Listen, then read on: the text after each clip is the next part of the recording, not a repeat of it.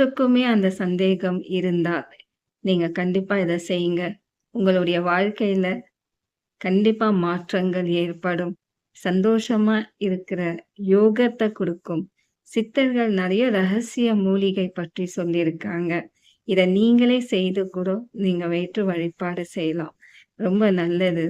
இந்த மூலிகை பார்த்தீங்கன்னா, இது வந்து அரச குச்சி,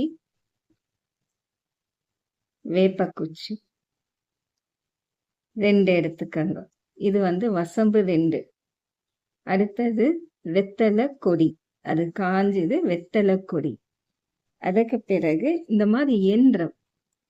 ஒரு சின்ன காப்பர் எந்திரத்துல உங்க மனசுல என்ன நீங்க நினைக்கிறீங்களோ, உங்களுடைய குலதெய்வ பேர் எழுதி, நீங்களே கையால எழுதலாம். ஒரு சின்ன பேனா எடுத்து எழுதலாம். எழுதி உங்களுக்கு என்ன பிரச்சனை இருக்கோ, கணவர்